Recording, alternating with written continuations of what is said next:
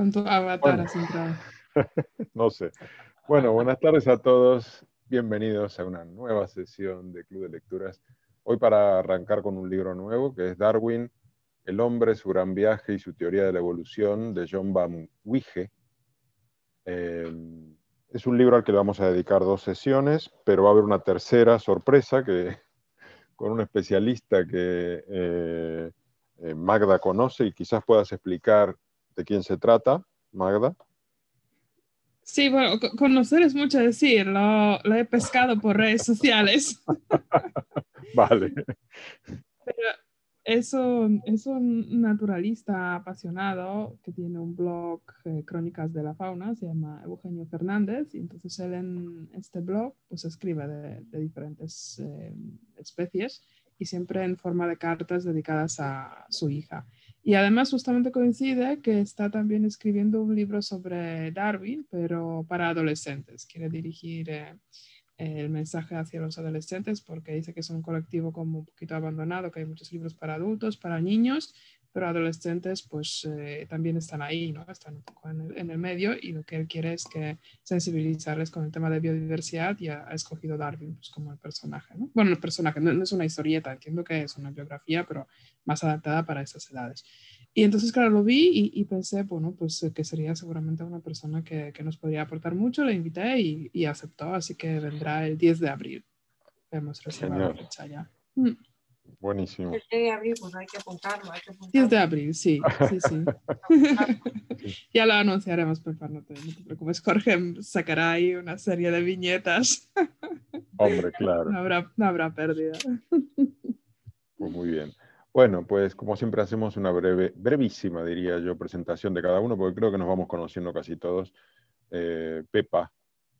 Hola, buenas. Desde Villanueva de la Cañada, aquí cerca de la Sierra. Muy bien. Madrileña, Sierra Madrileña. Cecilia, que llevas tiempo que no participabas, ¿qué tal? Sí, desaparecida. O sea, las tardes de sábado se me complican a veces, aquí en Desde Madrid. Madrid. Muy bien, gracias. Joan. Pues Joan Viaplana, desde un pueblecito al norte de Barcelona. Gracias. Julio y Pilar. El micrófono. En Pozuelo, bueno. En Pozuelos. Ya está. Cerca de Madrid. Bueno, en Madrid. Pozuelo pertenece a Madrid. No, tenemos ayuntamiento propio, ¿eh? Ah, perdón. Hombre, Qué fallo. Un respeto. con vos y el PP, pero vamos, tenemos. Perdón. Eso es Aravaca. Vale. Al ladito, Ok. sí. Bueno, Magda. Yo desde Río Ganges, aquí con mis cocodrilos. Jesús Desde un Alberto. pueblecito a 40 kilómetros al sur de Barcelona. Muy bien. Jesús Alberto. Hola a todos desde la Ciudad de México. Buenas tardes. Muy bien. Hola. Buenas tardes. Luis Miguel. Hola a todos, yo desde la isla, desde Mallorca. Muy bien. Buenas tardes. ¿Y Marlon Hernández? Hola, Marlon ¿Qué tal, Marlon? Hernández de Guatemala. Hola, Muy bien, Marco. Buenas bienvenido. tardes. Hola. Buenas tardes. Pues nada, breve reseña sobre John Van Wige, que nació en el 71, es un historiador británico de la ciencia con un enfoque en Charles Darwin y en Alfred Russel Wallace, basado en la Universidad Nacional de Singapur ahora mismo.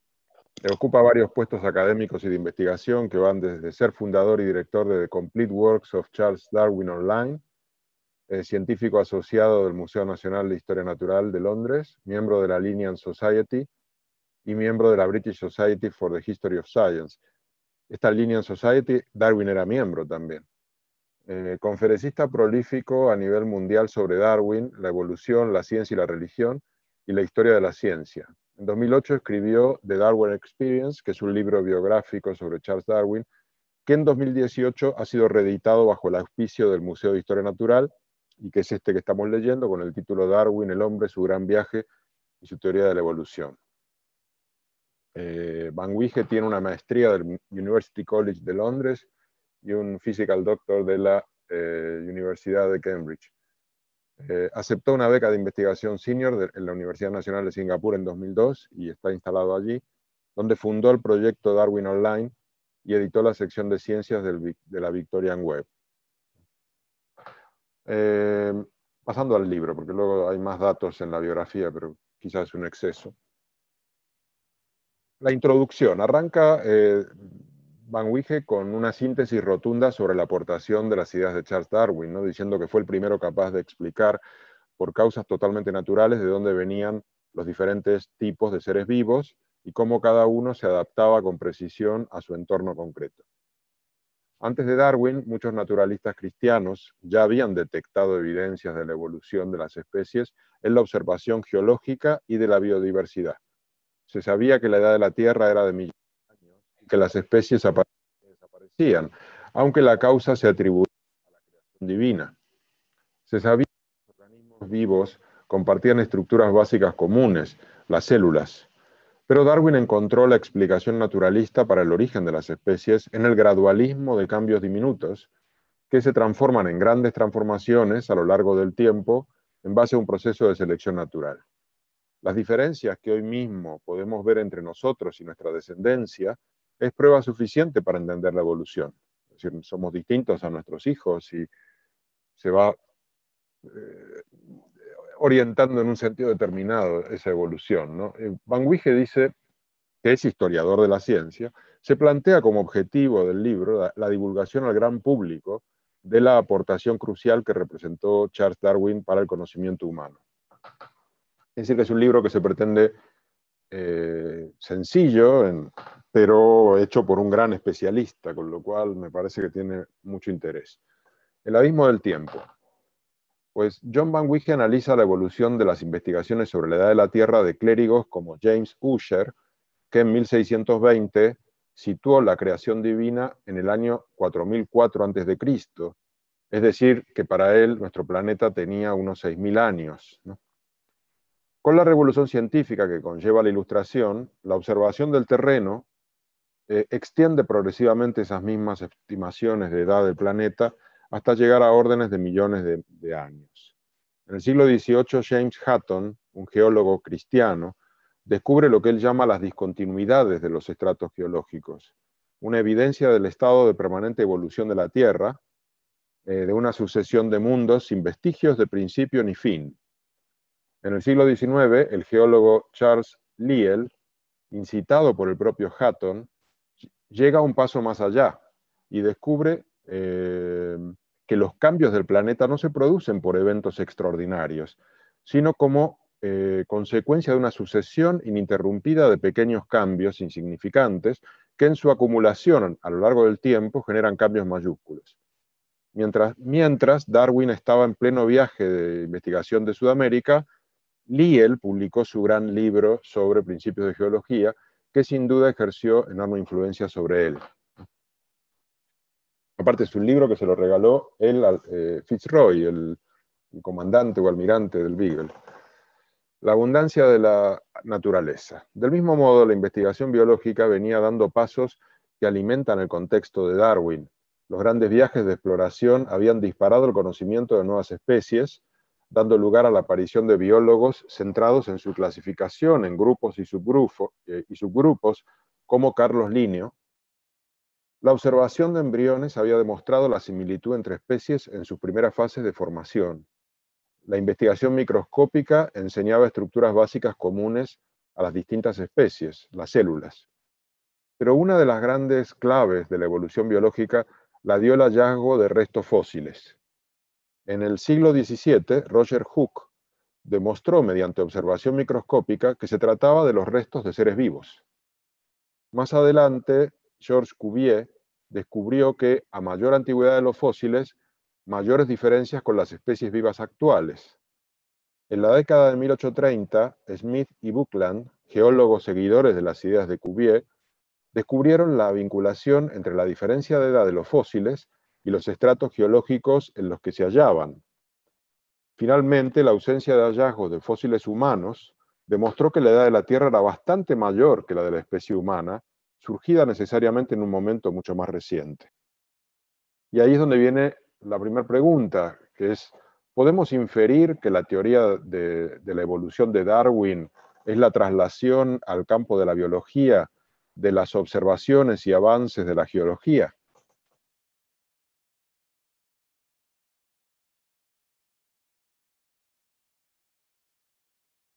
Si alguien se anima a decirlo, digamos, es una de las ¿cómo diría yo? De las cosas que yo no sabía realmente y me sorprendieron del libro, ¿no? Pepa.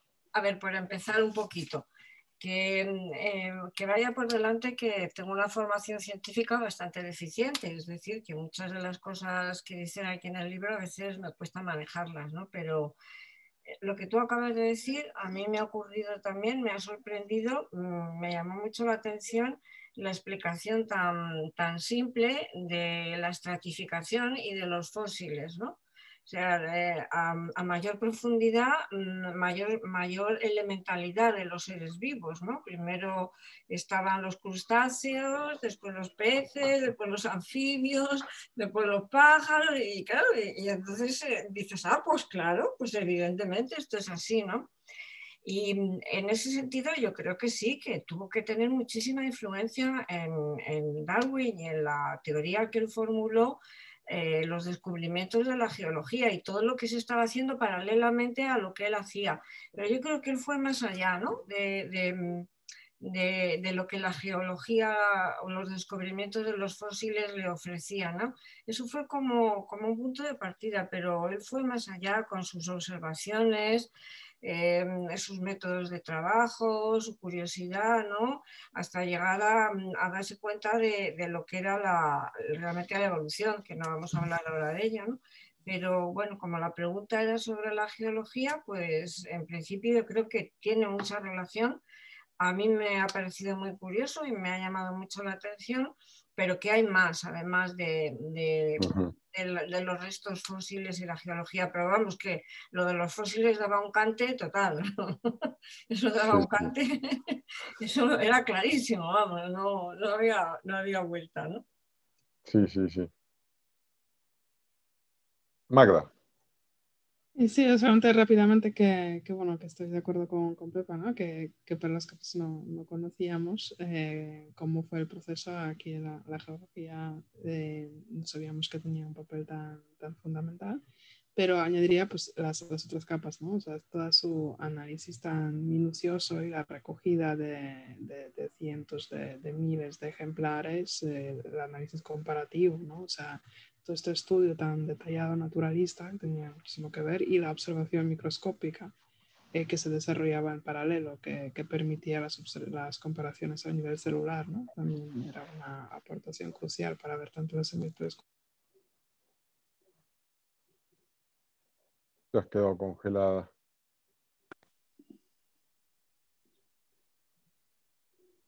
Bueno, se ha quedado congelada. Julio. Sí, bueno, mientras Magda se vuelva a la vida. Sí, bueno, la verdad es que es cierto que fue previa el trabajo, el estudio, los estudios sobre geología que sobre bueno, biología, incluso pues ya, digamos, la paleontología, todo el campo que tiene que ver con lo que comentaba Pepa y estaba comentando también Magda, ¿no? Pero es obvio porque conocer digamos, el aspecto físico de la Tierra, al menos el aspecto físico externo de la Tierra, es más fácil, está ahí. O sea, dando paseos, pues uno se encuentra con el relieve a la vista, ¿no? Y Darwin había sido un muy buen paseante en su tierra, en Gales y en otras zonas, y acompañado de muy buenos expertos en este campo. Por lo tanto, pues es lógico que empiece por ahí. La biología llevaba un ritmo todavía un poco más lento. En esta época, desde luego, estaban dando pasos muy importantes. A mí, de todas formas, lo que muchas veces me cuesta trabajo entender es cómo se tardó, porque ya había bastantes conocimientos en aquella época. Desde la Ilustración se habían hecho avances importantes en muchos de estos campos, ¿no? Y que, bueno, pues hubiera tardado tanto tiempo en aparecer una teoría que sistematizara todos estos cambios que ya se estaban conociendo sobre esencialmente los movimientos de la Tierra, pues cuesta trabajo creer. Y luego, curiosamente aparecen dos teorías simultáneas en el tiempo e independientes. Es decir, que el darwinismo en realidad es darwinismo wallaceismo. Hay un colega suyo que trabaja y de los que se hicieron amigos en la distancia, en Australia, que estaba trabajando en el mismo campo y llegó a las mismas conclusiones y se cartearon. Es una historia muy, muy bonita también, sí. Bueno, por lo que he leído, Wallace llegó a la conclusión de que había inteligencia detrás de la evolución, a diferencia de Darwin, que lo veía como un proceso natural, pero que no seguía un sentido así de... Es decir, entiendo que yo ahora, los creacionistas actuales podrían coger a Wallace como referencia más que a Darwin. Pero bueno, eso no lo tengo claro, por lo que he leído sobre Wallace. ¿Quién más quiere decir algo de este punto? Jesús. Albert. Gracias, Jorge. Me parece muy interesante el libro, este relato que pues, se hace a lo largo de las páginas, aunque es breve, es muy emotivo. Creo que es una especie de documental, o por lo menos yo me lo imaginé de pronto como un muy buen guión de un documental sobre la vida de Darwin y de cómo fue llegando a las conclusiones a las que fue llegando, ¿no? A partir de qué medios y de qué ruta siguió para poder llegar a sus hallazgos. Por principio creo que hay un factor fundamental. Se había dicho hasta ese momento, hasta la época de Darwin, se había dado como explicación que la vida en la Tierra había nacido o había surgido en tierra, en suelo firme. Y creo que una de las grandes aportaciones de su teoría es demostrar que la vida pudo haberse originado en el mar, en las profundidades del mar. Están esos hallazgos que pueden demostrar que la vida se originó allí y no en un suelo firme. Y creo absolutamente, bueno, yo no sé si usar la palabra específicamente de trasladar los conocimientos de la geología, pero bueno, creo que también el contexto en el que vivió Darwin ya era una época en que la ciencia estaba recurriendo a otras ciencias o a otros campos del conocimiento para demostrar sus teorías, ¿no?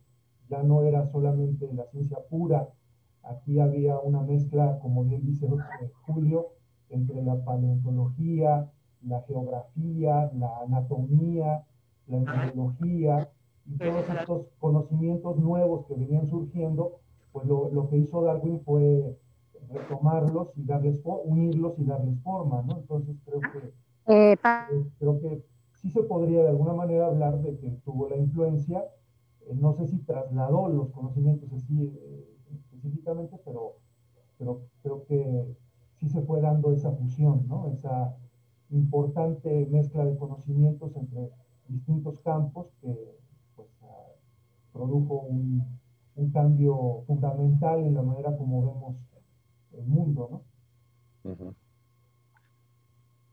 ¿no? Sí, Julio.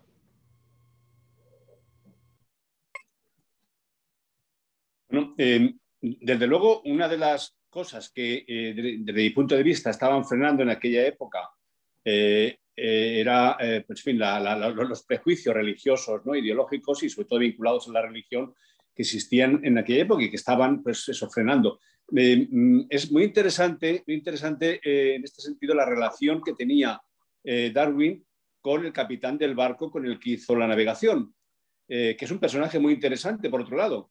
Es un personaje con una biografía que vale la pena comentar. Y este era pues, muy, muy religioso. Era un hombre de principios religiosos muy estables y a medida que iban encontrando pruebas en Sudamérica de hechos muy significativos, pues se enfrentaban en la interpretación de estos hechos, pensando que Darwin todavía estaba muy lejos de llegar a las conclusiones que llegó años después. Y entonces, por ejemplo, cuando veían estratos de rocas, estratos en las montañas por donde navegaban, pues que había evidencias de fósiles marinos, de conchas marinas y otros restos, e incluso de sedimentos que claramente hacían referencia a orígenes marinos, pues la conclusión de Darwin era que aquello se había elevado, que esos terrenos se habían elevado. La conclusión de Fitzroy, del capitán, era que el diluvio había llegado hasta esos estratos y que cuando se retiró, pues quedaron todas esas pruebas de un antiguo mar que había provocado el diluvio. Es decir, estamos hablando de las primeras décadas del siglo XIX y todavía estos puntos de vista pues, eran muy fuertes. Sí, sí, sí, sin duda. Pepa. Solamente una cosita, bueno, dos cositas. Que yo creo que Darwin al final de su vida reconoció que a lo que no había sido capaz de reconocer, de llegar a averiguar, era dónde estaba el origen de la vida, ¿no? Eso yo creo que él lo admitió, que reconocía cómo había evolucionado, pero que no sabía dónde estaba el origen de la vida. No llegaba a ello, ¿no? Y una cuestión que me parece que también hay que tener en cuenta, por lo menos por el contenido del libro que hemos leído, es que se habla, pero no se da mucha información y mucha importancia a las sociedades científicas, ¿no? Que en aquella época en Inglaterra, en el mundo anglosajón en general, pero sobre todo en Inglaterra, tenían mucha actividad, no tanto poder, sino como actuaban mucho, hacían muchas publicaciones, muchas reuniones, muchas conferencias, tenían revistas de divulgación, ¿no? Y eso en el libro queda como un poco de lado. Realmente, además, Darwin yo creo que utilizó estas sociedades científicas para divulgar sus conocimientos y hacer sus publicaciones, ¿no? Eso queda un poquito así, y que desde luego en lo que había en Inglaterra no tiene nada que ver con lo que había en otras partes, ¿no? No podemos comparar en ese sentido con nuestras pobres sociedades económicas y amigos del país, ¿no? Que no llegaban a ningún lado, pobrecillos, ¿no? Y no sé, y había otra cosa de lo que ha dicho Julio, que de lo de los fósiles marinos en las cordilleras. Aquí en Castilla, en la provincia de Soria, hay un pueblo que se llama Termancia, que tiene ruinas de romanos, donde hay fósiles marinos en el centro de la península, porque en el secundario, en la era secundaria, la península basculó hacia el Mediterráneo y entró el mar, ¿no? Y entonces en Soria hay fósiles marinos, ¿no? O sea que la aparición de fósiles marinos en sitios insospechados, pues sí, pues pasa. Pasa. Muy bien. Bueno, yo parece. Ahora sí, Luis Miguel.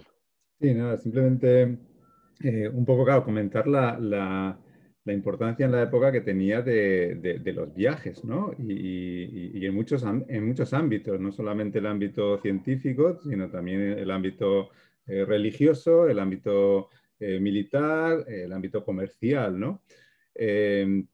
Y entonces, claro, a mí me da la impresión, si trato de situarme en aquella época y sin pensar luego las teorías de Darwin, que bueno, él se incorporó como naturalista a esa expedición y yo creo que básicamente para analizar la geografía y la geología. Y ya luego conforme empezó a observar un poco el tema de los fósiles, las especies, cómo varían, es como que empezó a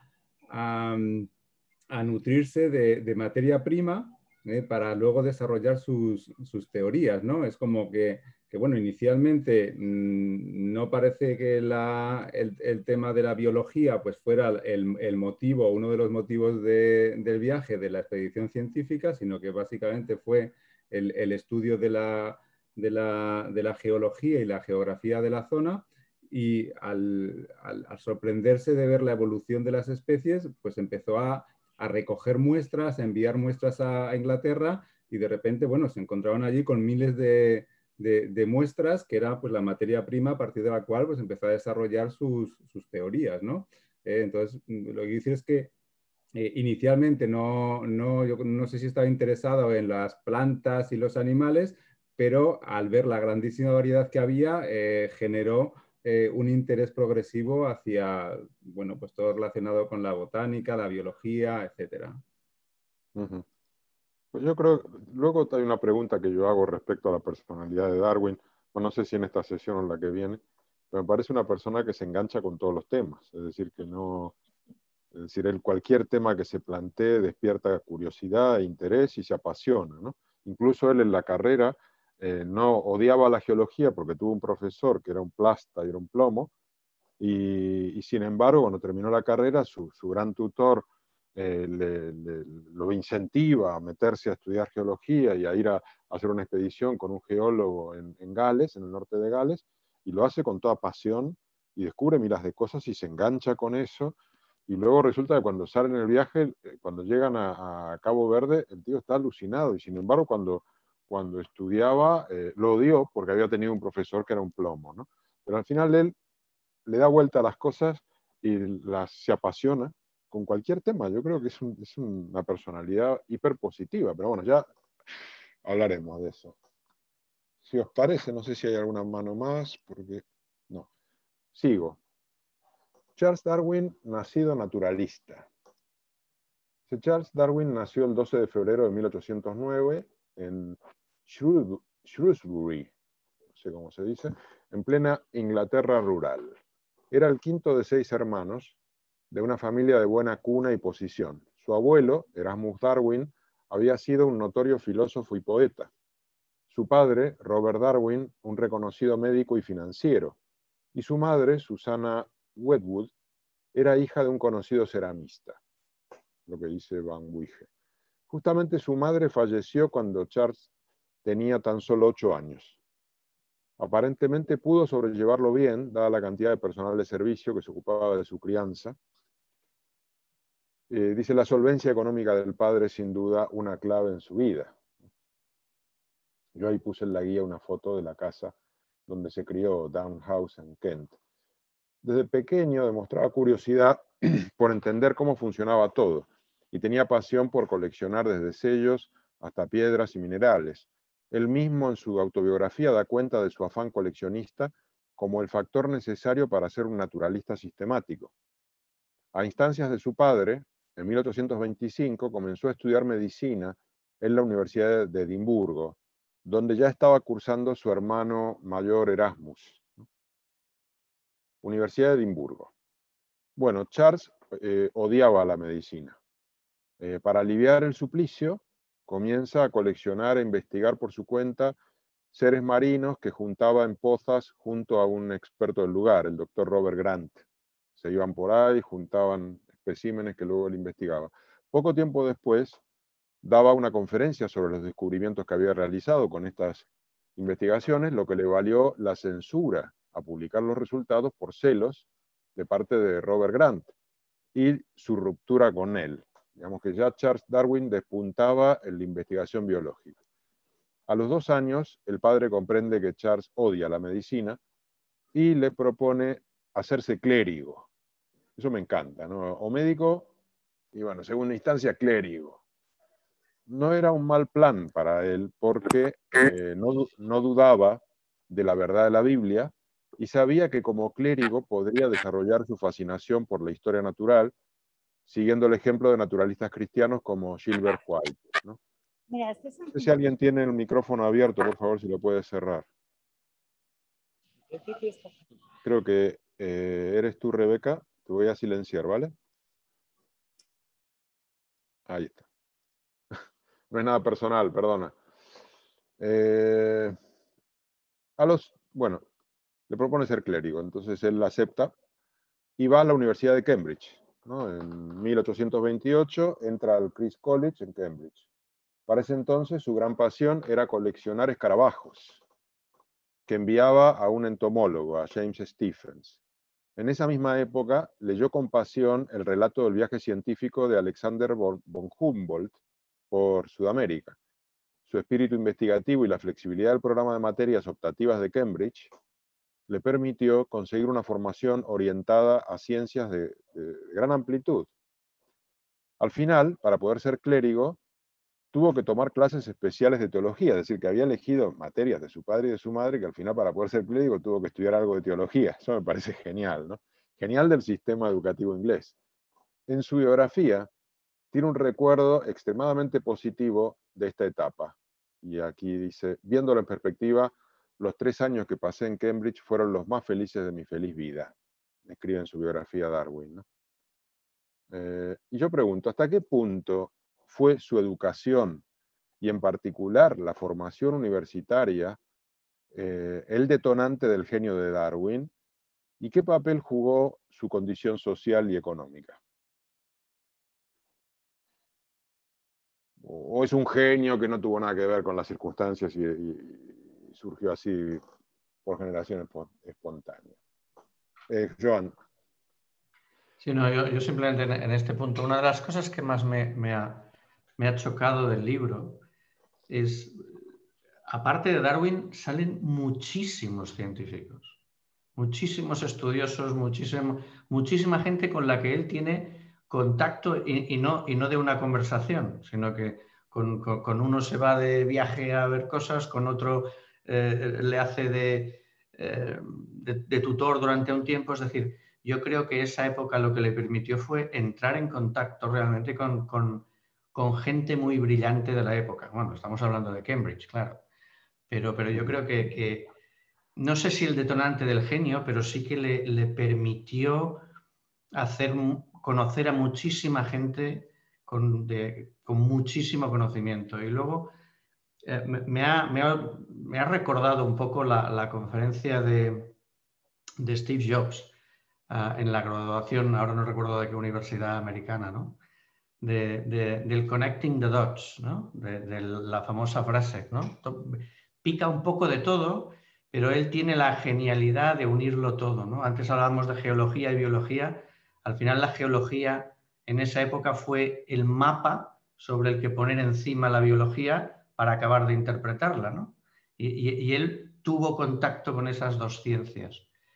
Y luego finalmente lo que tú comentas, ¿no? El método educativo inglés que te permitía, ahora quizá no tanto, pero también bastante, estudiar lo que te da la gana, ¿no? Oh, y luego al final acabas haciendo un currículum que muy bien no sabes para qué te sirve. Ahí entra su condición social económica y que, si al final yo tengo la vida resuelta, ¿no? Y todo ese conjunto acaba dándole una formación increíble y muy, muy amplia. Sí, muy bien, Joan. Magda y luego Luis Miguel. Sí, yo solamente quería añadir a lo que ha dicho Joan, que además de la educación de élite, muy multidisciplinaria, los contactos con pues, las mentes brillantes de la época, ¿no? Las sociedades científicas que habló antes Pepa. Además de todo esto, pues recordemos lo que decía Sigman en su libro La vida secreta de la mente, que el talento es básicamente la perseverancia y infinitas horas de trabajo, ¿no? Y eso también lo vemos perfectamente reflejado en Darwin. O sea, son años de dedicación, una perseverancia increíble que se ve sobre todo en el trabajo de los percebes, que ya estaba harto, que descubría que había más y más percebes, era indescriptible todo este mundo, pero él seguía, ¿no? Con el objetivo de acabarlo. Pues sí, esto, la cantidad de horas dedicadas y todo el entorno educativo, más su actitud, pues es lo que ha desencadenado en este gran talento. Sí, es verdad. Luis Miguel. Sí, un poco pues respondiendo a la cuestión que has planteado, yo creo que sin duda la condición económica y social de Darwin es fundamental, ¿no? Yo creo que en esa época, si no pertenecías a ese ámbito social y económico, pues no tenías acceso a los centros de conocimiento y de investigación, ¿no? Eso, bueno, me parece bueno, pues que era así y ya está, ¿no? Luego a mí la verdad es que el episodio ese de, bueno, pues como no me gusta medicina, pues me hago clérigo, me parece genial, ¿no? La verdad es que no puedo contextualizarlo en la época, ¿no? Entonces, cuando lo pienso en la época actual es como diciendo, bueno, pues hay muchísimas alternativas, ¿no? Imagino que en aquella época y para personas y hombres de ese ámbito social y económico, pues al final las alternativas inicialmente no eran tantas, ¿no? Y por otra parte, pues efectivamente parece que el sistema educativo británico en aquella época, pues era que podías entrar en una de las mejores universidades del mundo sin tener un foco de qué ibas a estudiar, lo único que querías es hacer unos estudios, unas materias que te interesaran, entre ellas, lógicamente, teología, si querías ser clérigo, ¿no? ¿Sabes? Entonces es como un modelo totalmente, al menos para mí y en mi época actual, muy difícil de comprender, ¿no? ¿Sabes? Que pudieras ir picando por aquí y por allá las materias que te interesaban, eso sí, al menos tienes que estudiar teología, y una vez que terminaba los 3 años, entiendo pues que, bueno, pues ya salías como clérigo, pero que luego, bueno, te podías dedicar bueno, pues a ejercer como clérigo o a otras cosas, ¿no? Es sorprendente.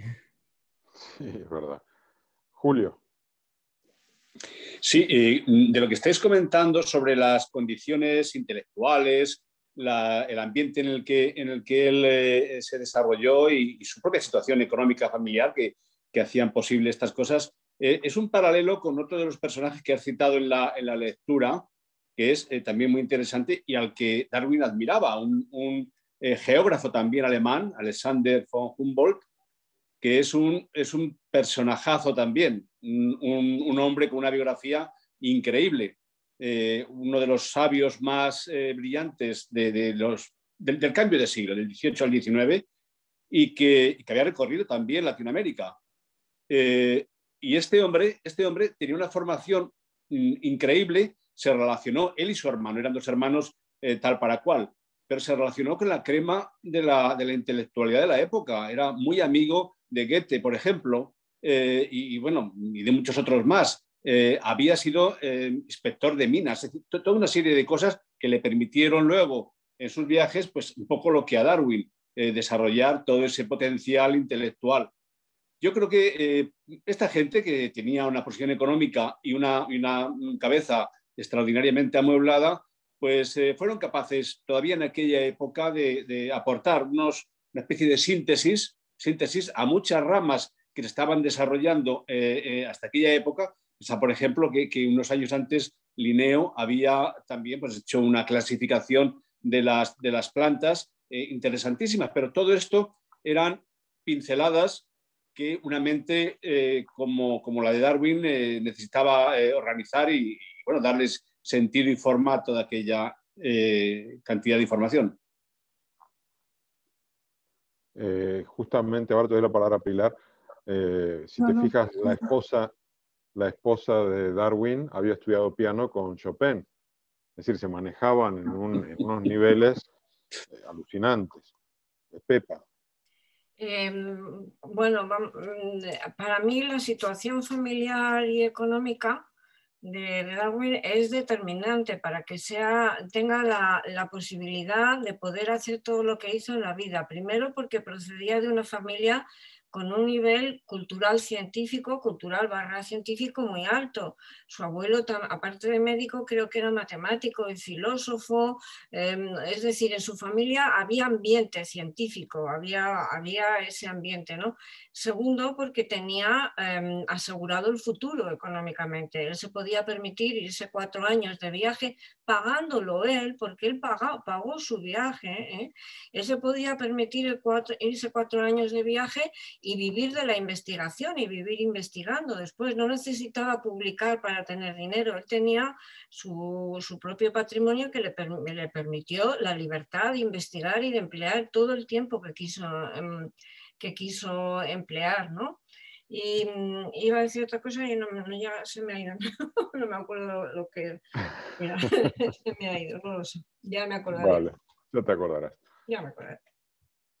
Bueno, pues seguimos, si os parece. El viaje del Beagle. En 1831, Charles sale de Cambridge con hambre de seguir estudiando y su mentor, John Henslow, lo impulsa a estudiar geología.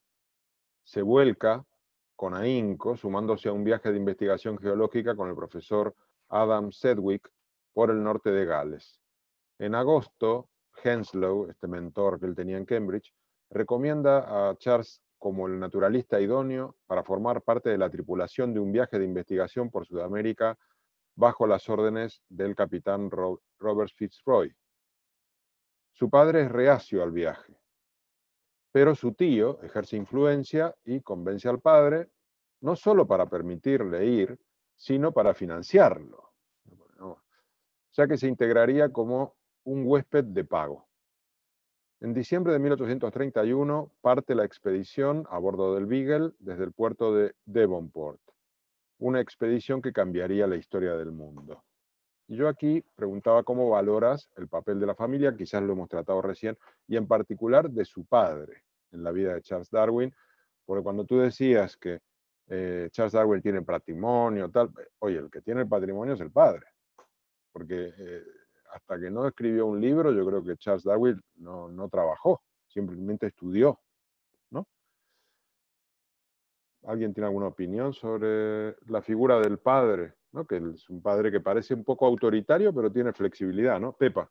Sí, pues exactamente eso, ¿no? Es un padre que está detrás de toda la actividad que va haciendo cuando es joven, le guía un poco, que estudie medicina, luego como ve que eso no le gusta, que se vaya a Cambridge, pero que le respalda económicamente. Si no llega a tener ese respaldo económico, pues no habría podido quizás emplear tantísimo tiempo como empleó en investigar. Y lo que iba a deciros antes, que no me acordaba, era que la personalidad del propio Darwin, curioso, observador, puntilloso, paciente, hay que añadirle un método de trabajo. Él tenía su propio método de trabajo que le permitió llegar a las conclusiones que llegó. No iba tocando aquí y allí, no, era metódico, muy metódico, ¿no? Y muy perseverante, ¿no? Ese aspecto de su personalidad, la curiosidad unido a la perseverancia y al método, yo creo que dieron los resultados que dieron. Sí, sí. Sí, en ese sentido me sorprende mucho esa vida que luego comentaremos más adelante. A las 9 me pongo a escribir, a las 10 leo el periódico, a las 11 me leo la correspondencia, a las 7 juego al backgammon con mi esposa, a las 8, no sé, yo digo todo lo contrario de mi vida, con lo cual estoy en las antípodas de Darwin. Pero bueno, lo dejo para una siguiente vida. Luis Miguel, Julio. Sí, bueno, un poco en la línea de lo que comenta Pepa, ¿no? Está claro que el padre se preocupa por que su hijo pues se mantenga en ese nivel social, educativo, científico, primero para que estudie medicina, como no le gusta, pues luego a Cambridge y tal. Y luego a mí me da un poco la sensación, dicho de una forma así muy simple, que bueno, pues el niño curioso y tal le viene con la historia de que me voy a embarcar en una expedición científica y dice, pero bueno, eso va a ser la perdición. Todo lo que he invertido en ti y ahora te metes en una expedición esta científica que a ver lo que va a pasar, ¿no? Y luego es el tío el que de alguna manera pues le convence, oye, mira que tu hijo ha publicado ya alguna cosa, ha hecho alguna conferencia, puede ser un científico muy, muy interesante y puede ser una gran oportunidad, ¿no? Y entonces yo creo que ahí es donde de alguna manera pues cambia la mentalidad del padre y ve que bueno, que a lo mejor no es una mala opción para su hijo, ¿no? Yo un poco veo la situación así simple, de esta forma tan simple, ¿no? Sí, sí, sí. ¿Quién era el otro que había pedido la palabra? Julio, sí. Sí, quería comentar un aspecto diferente a esto que ya hemos tratado. Yo creo que estamos todos bastante de acuerdo, que es el hecho de embarcarse. A veces idealizamos un poco estas situaciones, bueno, un viaje maravilloso, con unas perspectivas científicas, lo vemos a toro pasado, desde luego, vemos los resultados, pero hay que imaginarse en dónde se embarcaba, dicho textualmente. Se embarcaba un hombre de tierra en un barco que tenía 27 metros de largo por 7 de ancho, más o menos, en donde iban 80 y tantos personas, entre marineros, tripulación y tal, y en el que a él le asignan un camarote que tenía más o menos 2 por 2, es decir, 4 o 5 metros cuadrados, en medio de la habitación un poste de uno de los mástiles y compartida con otro oficial del barco. 5 años. Yo creo que eso es para morirse directamente. No lo sé, y además en unas condiciones pues, tremendas. Por cierto, ese camarote tenía aproximadamente 1,50 de altura. y con lo cual no podías estar de pie dentro de él. Bueno, todo esto es que es muy fuerte, 5 años en esas condiciones, y luego lleno de cachivaches, de peces que entraban, de fósiles. Bueno, no lo sé, yo creo que a mí me superaría también mucho. Y encima habiendo pagado. Ah, sí, pagando, por supuesto. Porque... lo del pagar es también interesante porque cuando el capitán buscaba a un científico, a un naturalista, que es como se llamaba en aquel momento, quería que fuera de familia, no sé si noble o al menos muy de caballero, se decía. Sí, ¿Por qué? Pues porque el capitán lo tenía también muy mal en el barco. Es decir, la jerarquía que existía dentro de estos barcos oficiales, un barco de la Marina inglesa, pues era muy rígida y el capitán no se podía relacionar por ley con el resto de la marinería, ni siquiera con los oficiales. Es decir, que él comía solo en su camarote. De manera que el sentimiento de soledad que debía tener un hombre, capitán, en un viaje largo, en unas condiciones muy duras, porque les esperaban condiciones duras y el capitán las sabía porque conocía dónde iba, pues le impulsaron a buscar una persona amigable, caballero, con el que pudiera compartir al menos la comida y los momentos de charla, ¿no? Son detalles que parecen no importantes, pero que luego determinan, en un periodo tan largo y tan claustrofóbico, determinan un poco el resultado. Sí, está clarísimo. Joan. Sí, no, simplemente añadiendo a lo que dice Julio. No solo 27 metros 80 personas, que de verdad que es tremendo, sino pensar en las condiciones de navegación. Ya no solo es el hacinamiento, a día de hoy todos navegamos con muchísima electrónica y sabemos lo que va a ocurrir en las próximas 24 horas con un grado de certitud bastante elevado. Y sabemos dónde están las borrascas y dónde están los anticiclones y hasta hacia dónde hay que ir para no encontrarse con los problemas. Navegar sin electrónica es además una aventura absolutamente alucinante. No sé lo que hay, me ocurra lo que me ocurra, no me puede ayudar nadie. Hay incluso una ilustración que el barco casi se da la vuelta, al final vuelve como un cascarón, pero con varios metros de agua. Es decir, no solo es el hacinamiento, sino la indefensión completa frente a la naturaleza. A embarcarse en esa época, en un viaje de este estilo, tiene muchos bemoles. Sí. Con lo cual, ir ahí porque quieres, porque es realmente una forma de ser absolutamente alucinante. Luis Miguel. Sí, claro, un poco como habéis comentado, como estamos comentando, a toro pasado, pues es como todo muy, no sé si muy guay, pero vaya, se presenta bien. Pero bueno, estoy convencido que había bastantes expediciones de esas, o que no volvían, o que volvían en unas situaciones absolutamente lamentables, ¿no? Con lo cual, bueno, pensando en el padre de Darwin, pues supongo que también es asumir un nivel de incertidumbre y de riesgo bueno, de si mi hijo pues va a volver o no va a volver. Va a volver dentro de 2 años, dentro de 3, de 4, de 5 años. Entonces, claro, es un entorno de incertidumbre absoluta, ¿no?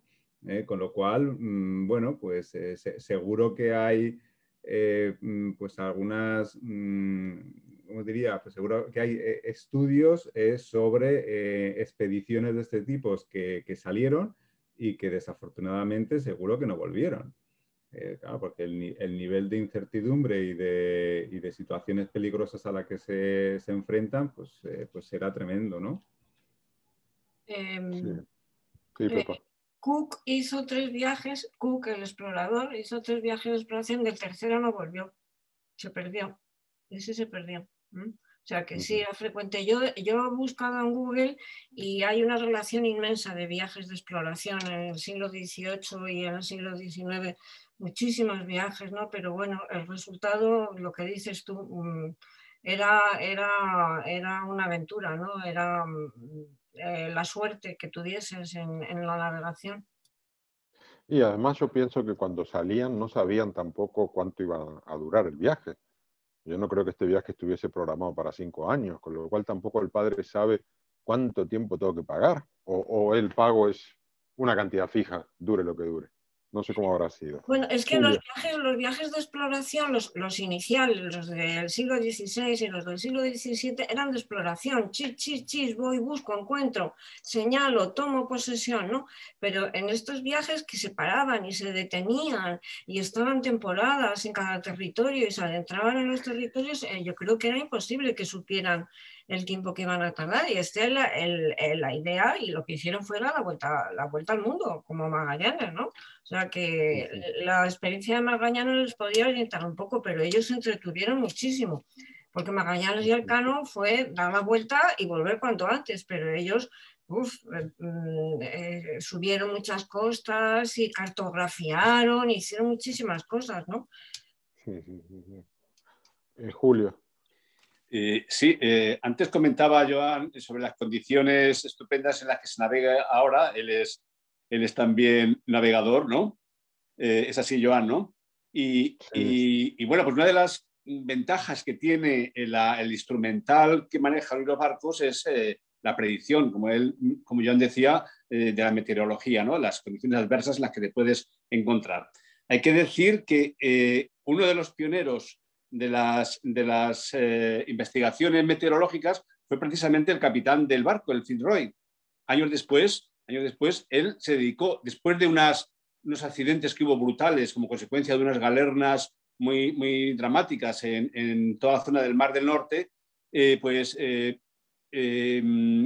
trató de subsanar estos problemas haciendo algún tipo de previsión para que los marineros, los pescadores y tal, tuvieran alguna información de lo que les podía esperar. Entonces estableció el primer sistema un poco elemental, chapucero, meteorológico que se hizo en el mundo. Entonces, a través de los barcos que salían, pesqueros fundamentalmente y también mercantes, estableció un sistema de señales visuales. En aquella época todavía no estaba vigente la telegrafía, y bueno, pues enviaban las informaciones de lo que tenían allí en su espacio. De manera que llegaban en poco tiempo las informaciones hacia la costa y hacían, lógicamente, una información que podría serles útil a los demás marineros. Los marineros se reían muchas veces de estas cosas, porque decían que las previsiones de Fitzroy estaban bien, pero acertaban un 50%, que no estaba mal para aquella época, acertar un 50%. Pero decían ellos, es que nosotros acertamos también el 50%. Puede que me acierte o puede que me equivoque. De manera que hay un 50%, por lo tanto, no sé para qué sirve todo esto. Pero en fin, es también meritorio que este hombre, que acabó de mala manera porque era un hombre muy ciclotímico, era un hombre bipolar, pues en una de sus crisis pues murió. Sí. Se suicidó, sí. Se suicidó. Sí. Pues nada, seguimos para adelante. Sudamérica Oriental. Dice, la primera parada en Cabo Verde fue una maravilla geológica para Darwin, descubriendo las claves del paso del tiempo mediante la observación de sus estratos. Darwin estaba al tanto de las últimas ideas del gran geólogo Lyell, cuyo libro más reciente se lo había regalado el propio capitán del barco, Fitzroy, con quien desarrolló una buena relación a lo largo de los 5 años que duró finalmente el viaje. En su segunda parada, en Bahía, Brasil, Darwin quedó maravillado con la exuberancia tropical y la fauna y flora exóticas. Con extrema pasión apuntaba todo en su libreta de notas. John Van Wige da cuenta de la situación poscolonial que vivía Sudamérica en aquellos años, con Inglaterra como potencia comercial que buscaba establecer nuevos acuerdos y rutas comerciales con los países de la región. Y entiendo que la finalidad última del viaje era esta, digamos, es decir, hacer mapas, cartografiar, no sé, entiendo, ¿no? Que el fin último es ayudar a establecer rutas comerciales. Don Carlos casi como un gaucho. Esta es la parte donde yo me vengo arriba. En Argentina, Charles Darwin aprendió rudimentos de español. Los gauchos que lo guiaban lo llamaban Don Carlos. Con ellos desarrolló una relación de admiración basada en su estilo de vida libre y aventurero. Presentado como un naturalista, adoptó de ellos la afición por el mate e intentó, sin éxito, aprender a tirarlas.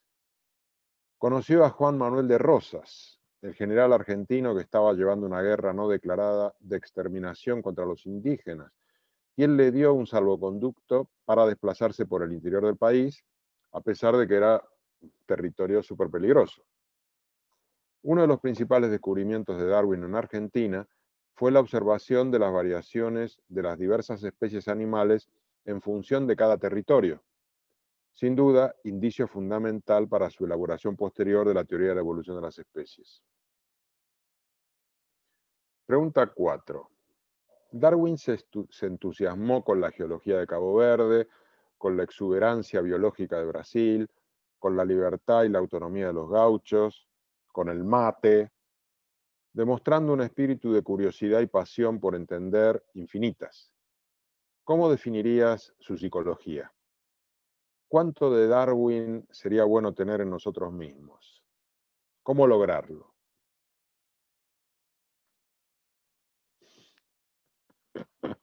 Este es el momento que yo me quería imprimir la cara de Darwin en la camiseta, pero es too much. No lo voy a hacer. Yo creo que ya todos un poco hemos dado nuestra opinión sobre el carácter de Darwin, ¿no? En este sentido, ¿no? En su forma de vida, la filosofía que tenía de vida, ya ha ido surgiendo sin querer a través de lo que hemos ido diciendo, ¿no? Pues sí. Su curiosidad, su capacidad de observación, lo meticuloso que era, los diarios que llevaba en el viaje del Beagle, como en el barco iba escribiendo todo el tiempo y haciendo anotaciones, que las mandaba a Inglaterra con las muestras, que las numeraba, que con todo ese cuidado exquisito que tenía con su trabajo, ¿no? Con esa pasión que ponía en el trabajo, ¿no? A mí la verdad es que me parece una personalidad admirable, ¿no? Y aunque a lo largo del libro se habla varias veces de su enfermedad, que no se sabe muy bien lo que era, y de sus crisis de incapacidad, parece un hombre animoso y con ganas de hacer cosas, ¿no? Vamos, sí. Una personalidad que te gustaría tenerla como amigo, un buen amigo. Bueno, lo pintan muy bien. No sí, sé si hay un poco de idealismo, ¿no? En el perfil que pero se yo no dibuja he de oído Darwin. hablar mal de Darwin, nunca he oído hablar mal de Darwin como persona, ¿no? No. O sea, que es posible que tal como nos lo pintan en este libro, sí tuviera esa personalidad, ¿no? Afable, entusiasta, curiosa, observadora, dispuesta. Yo creo que es muy probable que fuera así, ¿no? Pues sí. ¿Alguien más quiere decir algo? Sí, Luis Miguel. Sí, bueno, yo la verdad es que entiendo, Jorge, que te vengas arriba en esa situación, porque además la descripción en el libro es como muy, o sea, muy empática, ¿no? Que enseguida te identificas con Darwin, ¿no? Y luego realmente, bueno, yo creo que la personalidad eso es una persona tremendamente curiosa, que en cuanto descubre algo nuevo y diferente, tiene esa necesidad de seguir investigando, pero luego al mismo tiempo pues tiene de alguna manera esa disciplina de anotar todo, de enumerar todo y de tener todo absolutamente controlado. Porque claro, yo imagino después de 5 años, cuando vuelve a Inglaterra y de repente pues vaya a la Universidad de Cambridge y se encuentra no con cientos, con miles de cajas, claro, o eso lo tienes perfectamente anotado, controlado y tal, o si no, realmente a partir del caos es muy difícil poder luego pues bueno, escribir artículos científicos, desarrollar una teoría, etcétera, ¿no? Con lo cual esa personalidad que por lo menos da la impresión de que combina la curiosidad, incluso la creatividad y al mismo tiempo la disciplina del trabajo y del orden y tener un una técnica, un procedimiento, yo creo que es muy, muy interesante, vaya. Y también, sí, perdona Magda, no era decir, y también me parece con un punto comercial, porque no es el típico estudioso que se evade de la sociedad, sino que él se va a vivir cerca de Londres para participar en las sociedades científicas, para que lo conozcan, para que le den bola, publica artículos, es decir, se exhibe, da conferencias, tiene un punto de autopromoción buenísimo también. Por eso también se lo acusa, por ejemplo, a veces de, no a él, sino que Wallace también había desarrollado la teoría, pero no trascendió. Y quizás es que Darwin se vendió mejor. No lo sé. Magda. Pues yo no sé si es un punto comercial o simplemente es como una pasión investigadora, ¿no? O sea, todos estos pasos al final son necesarios para poder progresar en la investigación. O sea, que no le veo ahí como un afán de autopromocionarse, sino más bien pues ir profundizando o ir contrastando, ¿no? sus teorías con nosotros. Y yo creo que, aparte de todo lo que habéis dicho, ¿no? De la curiosidad, perseverancia y una metodología así como muy estricta y una disciplina, yo creo que ha habido una pasión enorme, que justamente es lo que le motivó para subirse al barco y para llevar estos 5 años pues con ganas, ¿no? Y que era una persona, además de geográficamente, pues también mentalmente viajada, ¿no? O sea, tenía esta apertura mental. No la demuestra mucho con los fueguinos, porque ahí veremos qué es lo que dice de los habitantes de la Tierra del Fuego, ¿no? Pero a excepción de los fueguinos, que ya después hablaremos, pues yo creo que a otras culturas se les ganas de aprender español, de acercarse, de no estar molesto por las condiciones tropicales y demás, y ya los comentarios del barco pues demuestran de que pues, la pasión de conocer ha sido más fuerte que todos esos inconvenientes y la apertura al otro, a pesar de la crítica de los salvajes, pues al final la ha tenido bastante, yo creo que bien desarrollada para su época. Gracias, Magda. Joan. Sí, a mí ha habido un aspecto en el libro que el libro lo insinúa, pero no lo trata a fondo, y es para hacer todo lo que hace necesita mover a muchísima gente, ¿no? Las miles de cajas llegan a Londres de alguna forma, alguien las guarda, pero solo para que lleguen a Londres las 1000 cajas o las miles de cajas, tiene que hacerse algo. Luego habla de que hay varios libros sobre todo ese material que no los escribe él. Él los coordina y simplemente escribe la introducción. Es decir, además es capaz de movilizar las cosas. Claro. Y eso creo que es muy importante. El libro, como se centra en la figura de Darwin en cuanto a científico, no lo pone mucho en valor, pero yo creo que es algo muy importante también. Sí, eso es lo que quizás usé mal el término comercial, pero que tiene como es un emprendedor, es un tipo con capacidad empresarial, logra contratar a 5 especialistas y le dice, tú haz el tomo tal, el tomo cual, el tomo qué, y luego lo publican y es un éxito de ventas. Eso es lo que quería decir como comercial. Quizás no es afán económico, pero es un emprendedor y sabe organizar. Exacto, sí. Sí, no, comercial también, ¿eh? Yo creo que sí, tiene ese punto comercial. Pero bueno. Todo eso es importante. Luis Miguel. Sí, hombre, o sea, yo más que punto comercial, yo creo que siempre ha sido así y tienes que estar donde se toman las decisiones.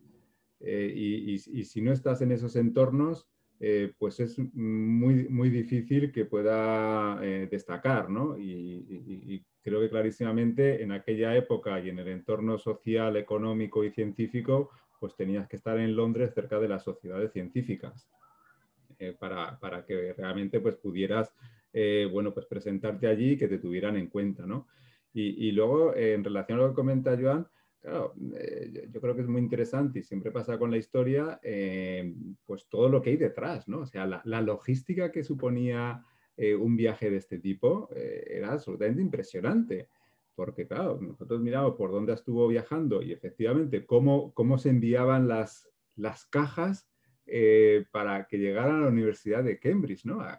En aquella época tenía que ser un montaje en el que participaran muchísimas personas, muchísimas empresas, y era un engranaje que tenía que funcionar perfectamente. Entonces es sorprendente cuando pensamos en todo lo que podía implicar una expedición científica, comercial, religiosa de este tipo, ¿no? Uh-huh. Vale, pues Julio, sí.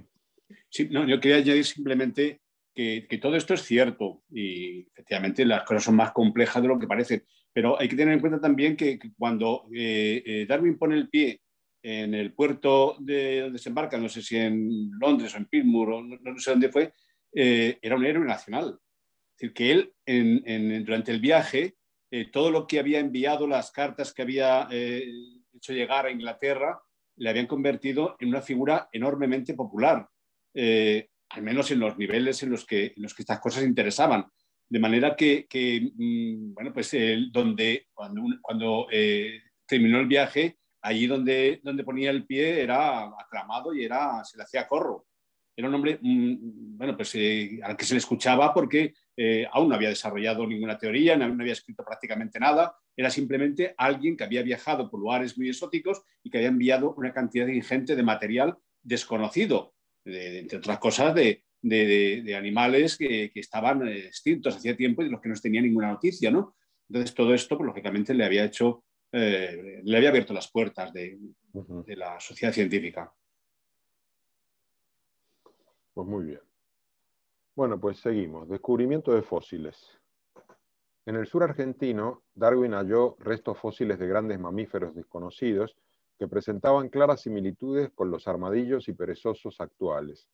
Halló también moluscos y huesos de ballenas fósiles, comprendiendo por sus conocimientos de geología que una elevación progresiva del terreno los había hecho aflorar a tierra seca. De hecho, tenía ya en su poder el segundo tomo de la obra del geólogo Lyell, en la cual éste había descubierto, mediante el análisis de fósiles en los diversos estratos de terreno, la aparición y desaparición de especies, aunque atribuía este fenómeno a la creación divina.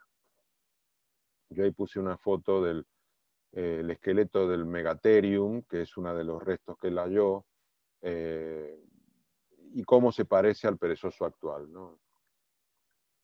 Tierra del Fuego y conmoción por los salvajes.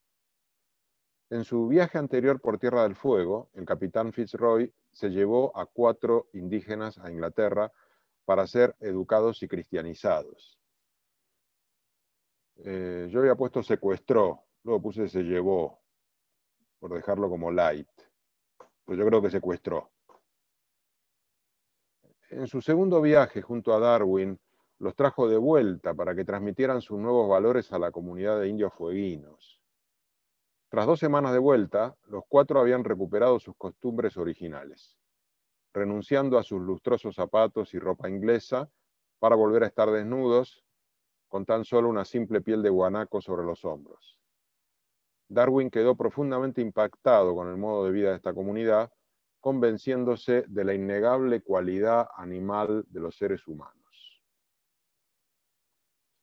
Yo ahí puse una foto un dibujo en realidad, no una foto, de Jamie Button, que es el nuevo nombre inglés que se le puso a este indio, que se llamaba Orundellico, que es uno de los 4 indígenas capturados por Fitzroy en su primer viaje para ser occidentalizados y cristianizados en Londres. Vuelve a su condición original cuando retorna a su tribu de origen, los Yamana, de Tierra del Fuego. Y ahí hay un artículo que yo compartí en el WhatsApp que la verdad que me pareció impactante, que era lo que Cecilia comentaba también, algo que no nos enseñan en la escuela, pero bueno. Pregunta 5. En sus descripciones de los fueguinos, Darwin utilizó un tono despectivo, asignándoles una posición muy inferior en su escala jerárquica humana.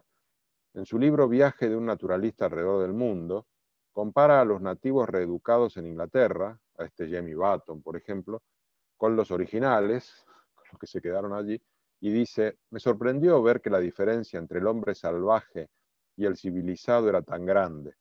Es mayor que la diferencia entre un animal silvestre y uno domesticado. debido a que en el hombre existe mayor capacidad de perfeccionamiento. Darwin añade que estos indígenas eran las criaturas más abyectas y miserables. Existen registros de que al oír a un fueguino hablar su idioma, Darwin comentó que los gritos de los animales domésticos eran mucho más comprensibles. Y yo pregunto aquí, ¿tiene sentido hoy día utilizar estas expresiones para concluir que Darwin era un racista? ¿O tan solo expresaba los prejuicios propios de la época en que le tocó vivir? Digo, porque buscando en Google hay muchos artículos como de revisionismo de Darwin y de poner de relieve este lado racista.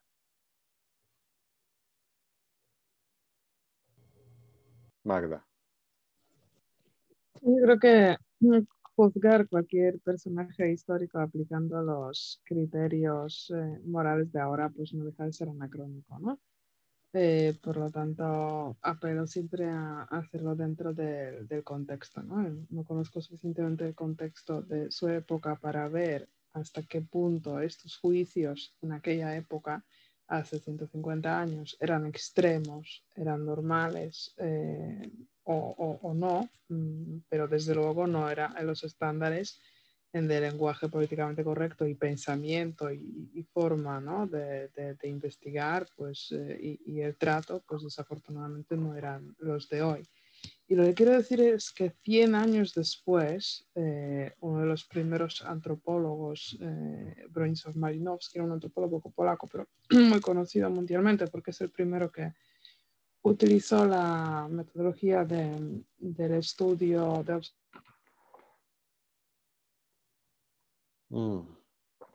Jope, justo en este momento. Bueno, a ver, mientras tanto, ¿quién quiere comentar algo? Y luego volvemos con Magda. Joan, y luego Jesús Alberto, y luego Julio.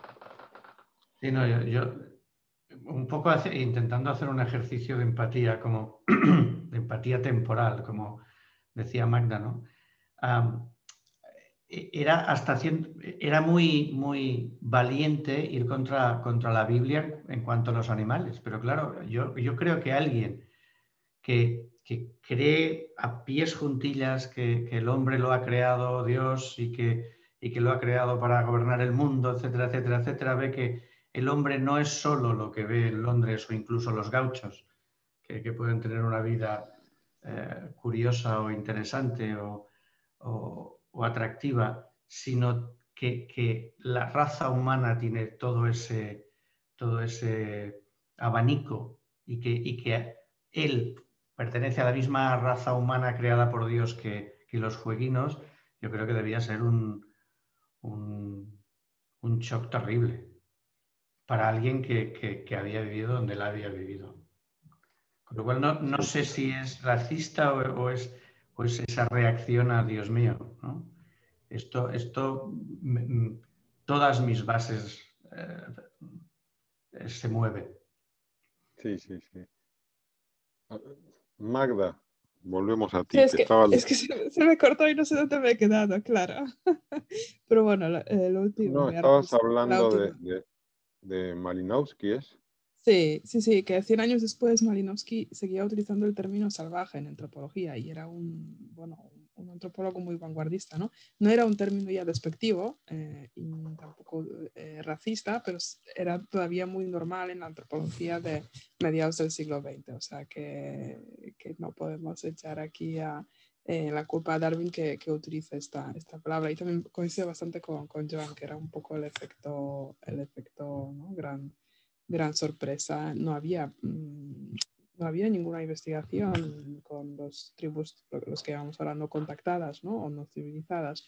Por lo tanto, pues el choque tenía que haber sido muy, muy tremendo y el lenguaje utilizado, pues ahora lo podemos juzgar, pero en aquel entonces, pues tendríamos que aplicar otros criterios para tener un juicio un poco más claro y contextualizado dentro de la época. Jesús Alberto. Yo iba a decir, Jorge, que qué bueno que Darwin no aprendió a utilizar las boleadoras, porque entonces no solamente se le hubiese acusado de racista, sino también de matar o de cazar a los animales, aquellos a los que él amaba, estudiaba y estaba cerca para tratar de conocerlos, ¿no? Yo creo que esas personalidades como la de Darwin, que se ubican en momentos de la historia de la humanidad o en los límites de los descubrimientos científicos o de cualquier índole en el campo, en el campo que sea, yo creo que siempre el estar allí es como estar en una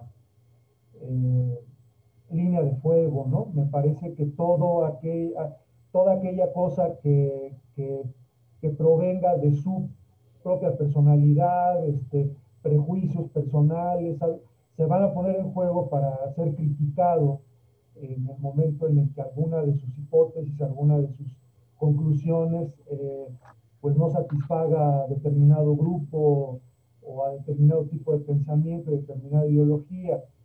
Yo creo que yo soy de los que piensa que hay que valorar el trabajo de un científico, de un político, de una personalidad pública, ateniéndonos a lo que hayan sido sus aportaciones en el campo para el que se dedicó.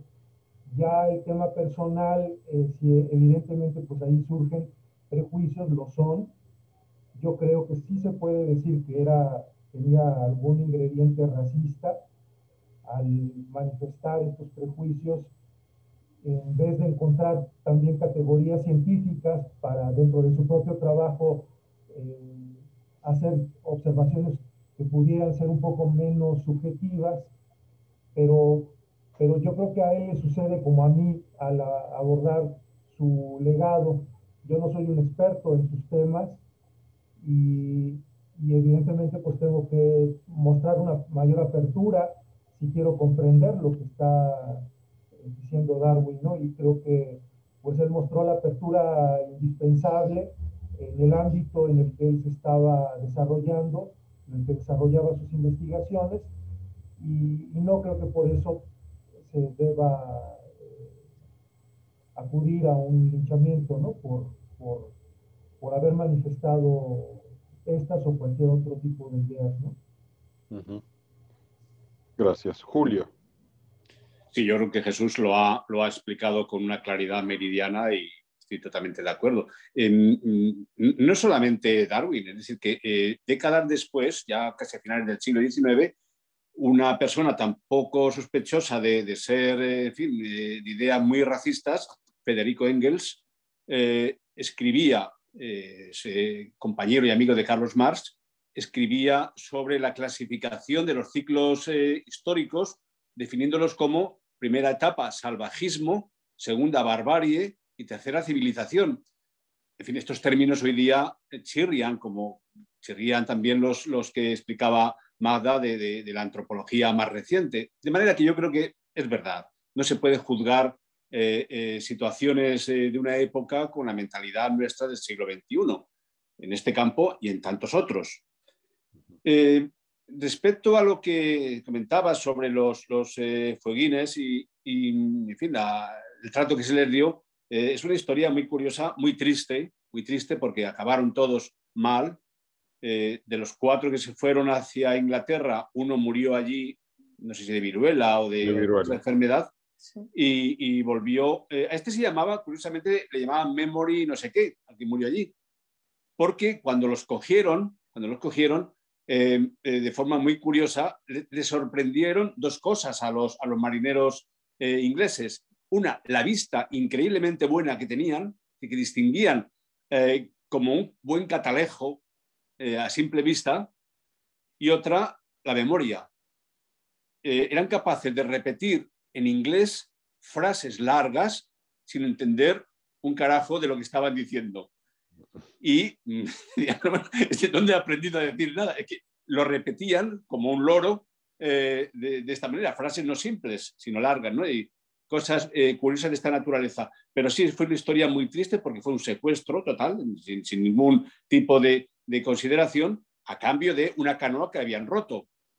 por ejemplo. Me han roto una canoa y yo me llevo secuestrado a Jamie Button, por ejemplo. Fue la forma como lo apresaron.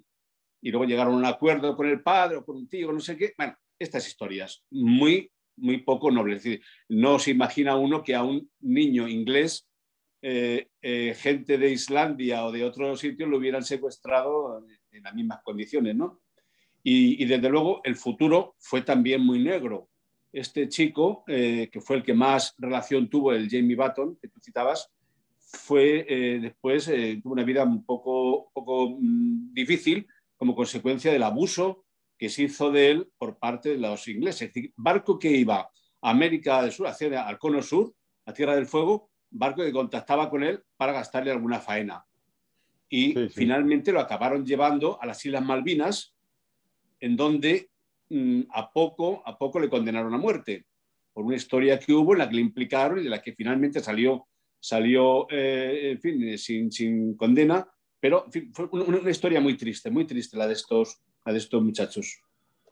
No, y aparte, al final, como lo molestaron tanto, lo buscaban tanto como posible aliado para ayudarlos, que al final en un ataque a una base que establecieron los ingleses allí, por lo visto estuvo Jimmy metido y mataron a varios ingleses a cuchilladas. Lo cual en ese momento yo dije para mis adentros, oye, bien.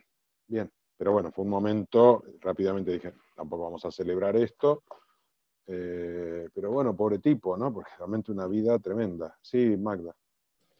Sí, solo quiero decir que esta historia transcurra en el contexto que transcurra, tiene que acabar en trauma, es decir, sacar a alguien de un contexto cultural tan radicalmente diferente y llevarlo a una civilización pues que son no sé cuántos años, varios siglos de avance, de progreso en un contexto absolutamente diferente. Los experimentos que se han hecho no son los únicos con los fueguinos, sino más adelante también los antropólogos se llevaban los salvajes. Y acaba siempre mal. Hay una película que no va de esto, pero también enseña un poco el contexto de Tarski, Dersu Uzala, que es un hombre que vive en la tundra, siempre en la tundra, y luego va a la ciudad y evidentemente pues cae en una depresión inmediata y tiene que volver a morir a la tundra. Este mecanismo se repite, ¿no? Por lo tanto, lo hubiesen hecho por las buenas, por las malas, tenía todos los números de acabar siendo un trauma de tal magnitud que marcase la vida de estas personas. Uh-huh. Sí, bueno, Luis Miguel y luego Vero. Sí, yo quería comentar un par de cosas un poco en relación a esto. En primer lugar, claro, yo me imagino el shock que efectivamente le debió producir a Darwin pues encontrar los fueguinos, ¿no? Más allá del calificativo de salvaje que lógicamente contextualizar y por lo tanto nosotros no podemos estar en ese momento, ¿no? Porque claro, yo entiendo que Darwin en la sociedad en la que vivía, pues bueno, pues estaban los científicos, estaban los sirvientes, estaban los oficiales, los marineros, entonces al final, bueno, pues eran bueno, pues personas de distintas clases social, pero todas con un nivel de, bueno, con su educación, su comportamiento social, etcétera, ¿no? Y vestidas, ¿vale? Y claro, y de repente, pues, se encuentra pues con los fueguinos, entonces claro, el shock yo creo que tuvo que ser bestial, ¿no? Y creo que sin duda pues posiblemente contribuyó a pensar un poco en esa teoría de la evolución. O sea, somos la misma especie humana y clarísimamente pues estamos en estadios diferentes, ¿no? Eso por una parte. Y luego, por otra parte, lógicamente el secuestro de los fueguinos por parte del capitán de Robert Fitzroy, claro, a mí lo que me alucina es, de alguna manera, no sé si decirlo, la ingenuidad de Fitzroy de pensar que tras estar los fueguinos durante, creo que es año y medio, 2 años educados en Inglaterra, retornan a su tribu acompañado por un pastor y espera que todos los demás fueguinos se civilicen, ¿no? Civilizan. Sí. cuando lógicamente lo más normal y lo más probable es que ocurra totalmente lo contrario, ¿no? Que efectivamente fue lo que pasó, ¿no?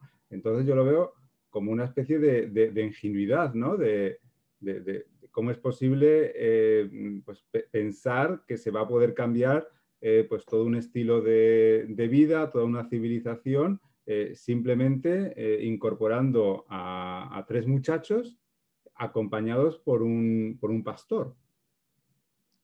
Ujú. Sí, sí, sí. Vero.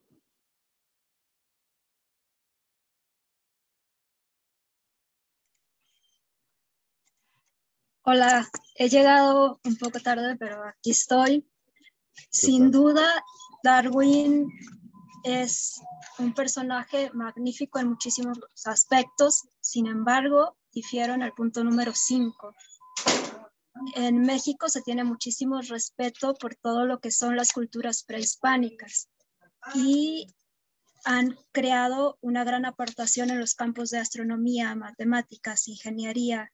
Obviamente me imagino que fue muchísimo el contraste de la expedición, tal vez de culturas mucho más civilizadas, al encontrarse con gente salvaje que se vestía distinto, que la mayoría de su vida transcurría en espacios abiertos y que sus deidades principales eran fuerzas de la naturaleza. Sin embargo, en ese caso apoyo un poco más a James Woodwell, si es que así se pronuncia, pero vaya, es magnífico el aporte de Darwin, a excepción de este aspecto racista de las culturas prehispánicas. Uh-huh.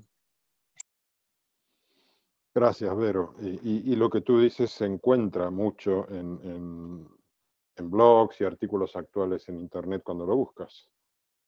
Es decir, que sí que es un tema que está allí. No sé si llegando al punto de demoler una estatua de Darwin, creo que no se ha llegado, pero hay muchos artículos críticos también. En fin, seguimos. Pepa.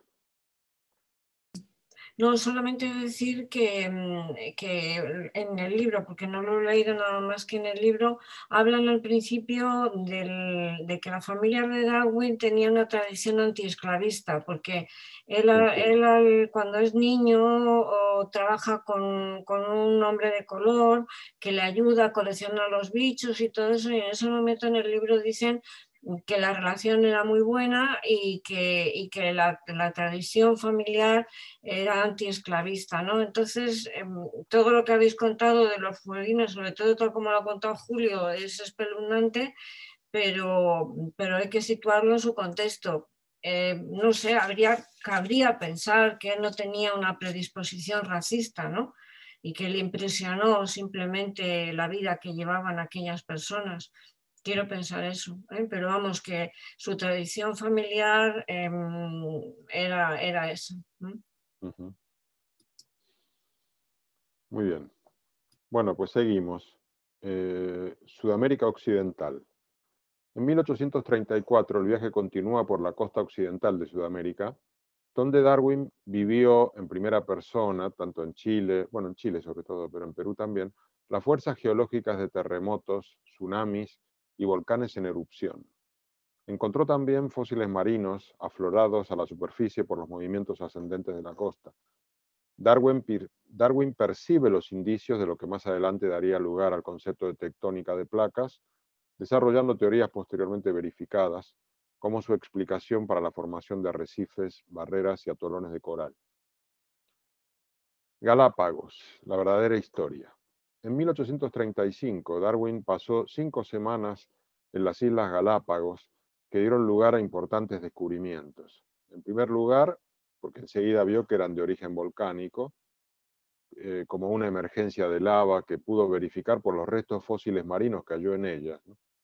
Esto quería decir que las islas surgieron deshabitadas y luego debieron poblarse.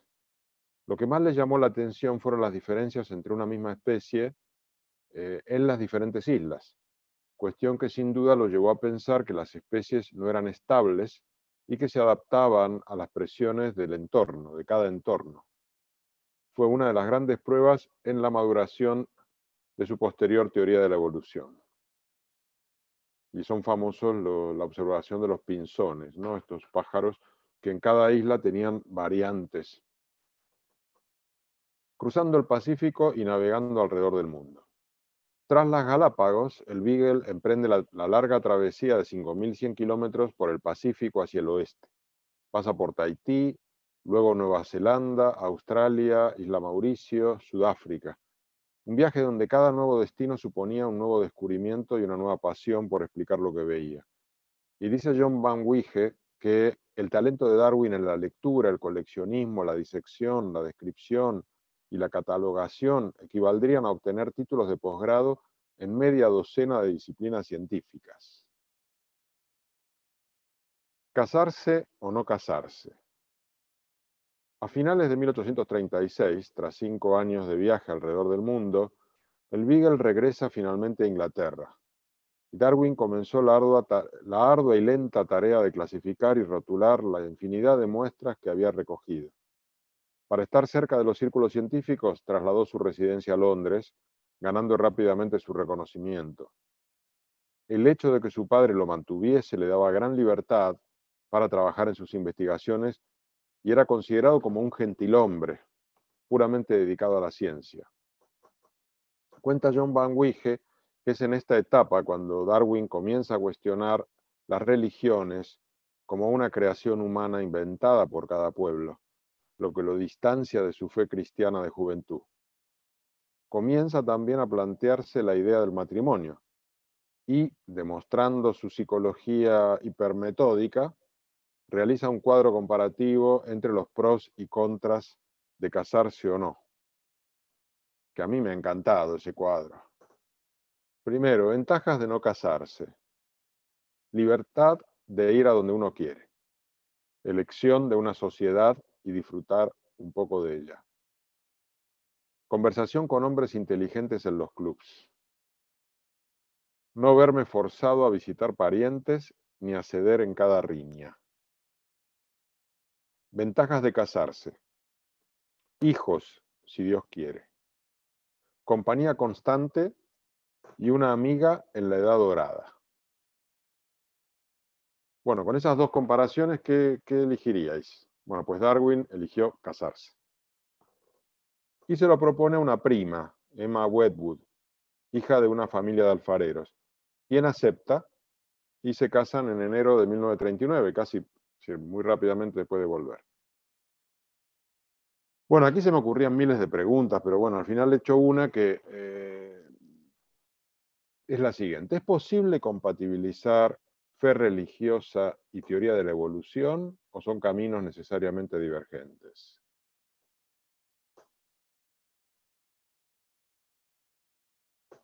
Porque él empieza ya a descreer. Luego ya unos años más tarde deja de ir a la iglesia.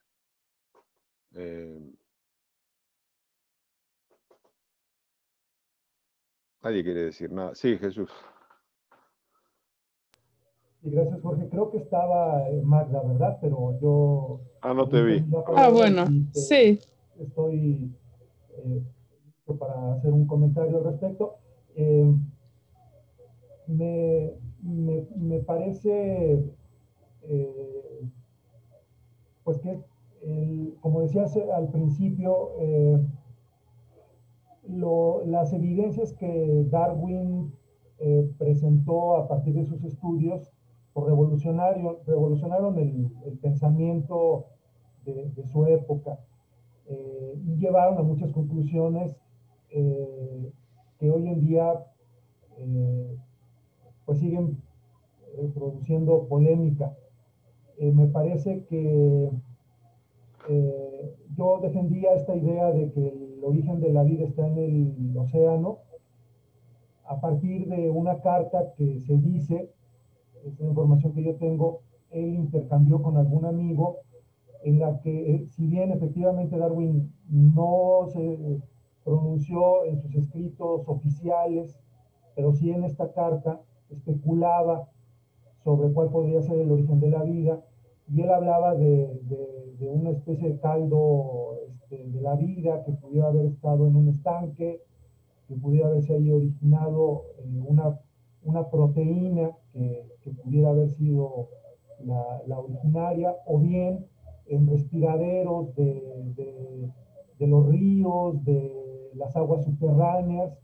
Finalmente, desde mi punto de vista, y yo lo pienso basado en algunas cosas que he leído de gente que ha retomado estos trabajos de Darwin y ha llegado a sus propias conclusiones.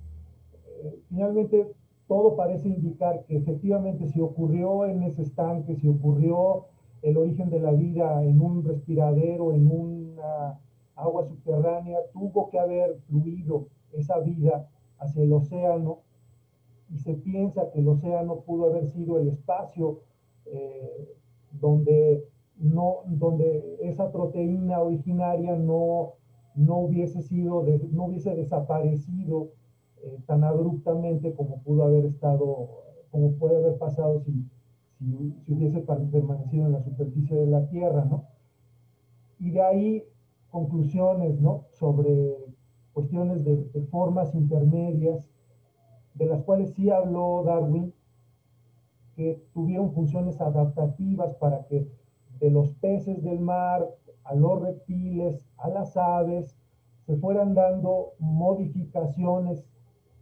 En su época no se hablaba de genética, eso se descubre después, pero de alguna manera él ya venía mostrando evidencia con sus hallazgos de que había una lógica, había una especie de linealidad en cuanto a la posibilidad de cómo se fue dando la vida en la Tierra. Yo desde ese punto de vista pensaría que sí se descartan argumentaciones bíblicas sobre la antigüedad de la Tierra, sobre la posibilidad de que la Tierra se hubiera dado su creación en 6 días, y de que sobre algún espacio en la superficie de la Tierra una mano todopoderosa hubiese podido crear al primer hombre y después a la primera mujer. Creo que es este agnosticismo al que de alguna manera ha orillado la teoría evolutiva de Darwin, pues tiene una razón de ser. Los hallazgos científicos apuntan hasta el día de hoy en esa dirección, y hay poca probabilidad de encontrar hallazgos que nos hablen que puedan demostrar la existencia de Dios y de un poder sobrenatural que pudo haber incidido y creado la vida. Yo, desde mi punto de vista, creo que es más fuerte la evidencia que hasta hoy ha mostrado Darwin que la que existe en cuanto al tema religioso. Gracias. Magda. Sí, yo creo que Darwin directamente contesta esta pregunta en el fragmento de su autobiografía que he citado por Vanuaye, porque dice: paulatinamente me fui mostrando incrédulo en cuanto a la cristianidad como revelación divina. Esta incredulidad se fue instaurando en mí muy poco a poco, pero al final lo hizo por completo. Lo hizo tan lentamente que no sentía angustia, y desde entonces nunca he dudado ni un solo segundo de que mi conclusión fue correcta. O sea, que parece que Darwin sí se ha contestado esta pregunta, pero posteriormente las religiones, ¿no? O fundamentalmente diferentes religiones, o sea, la cristiana, pues han sobrepuesto las verdades. Esto lo hemos comentado cuando leímos el libro de Balginho, incluso Harari habla de esto, que vale, está la verdad científica y está la verdad religiosa, y aunque en términos de lógica se contradicen, en realidad se compaginan porque una se sobrepone, o sea, conviven, digamos, porque la fe está en otra esfera que no se rige por el binomio verdadero-falso, ¿no? Por lo tanto, pues seguramente hay bueno, pues, infinidad de personas creyentes que lo ven perfectamente compatible y que no les supone una una carga cognitiva poder compaginar la teoría de la evolución con la fe. Pero a Darwin sí. Julio. Sí, bueno, el tema parece un poco en fin, académico, si queremos, ¿no? Ver qué es el creacionismo, qué es el evolucionismo y tal, pero a mí lo que me produce, lo que me eriza la piel es pensar que en el mundo actual, año 2021, pues aproximadamente un 30% de la humanidad, considera que todo se produjo a través de un acto de creación divina. Especialmente en algunos países anglosajones, en Estados Unidos, parece que las estadísticas hablan de un 40% de la población que cree, vamos, que el mundo se hizo en 6 días, que el mundo tiene una antigüedad no superior a los 10.000 años, hoy día, esto se sigue creyendo, y que, bueno, todas estas teorías son, bueno, pues hipótesis que pueden estar al mismo nivel que las teorías que la ciencia ha demostrado dentro del campo del evolucionismo, ¿no? Entonces, sus puntos de vista, si estamos trasladándonos a la actualidad, ¿no? No solamente el debate teórico o si creacionismo sí, creacionismo no, sino que el poner en pie de igualdad unas teorías en fin, que llevan con un proceso de investigación por parte de mucha gente y que no han sido científicamente, por la comunidad científica, contradichas, sino reforzadas o cambiadas o mejoradas, todo lo que ha sido el evolucionismo, en contra de las teorías creacionistas que lo único que se han limitado es a estar un poco a la contra de los avances científicos. Es decir, que cada avance, su preocupación ha sido, la preocupación en los debates de los creacionistas es contradecir con argumentos de todo tipo los avances que se iban produciendo. Entonces, en este momento, yo lo puedo comparar, por ejemplo, con algo que anda muy lejos de lo que estamos tocando, pero que a lo mejor no está tan disparatado. El Holocausto. Hay gente hoy día que niega que aquello se produjera, que el Holocausto existió, que en realidad es un invento, que se han montado los sionistas y que, en fin, que todo aquello en realidad es pura literatura.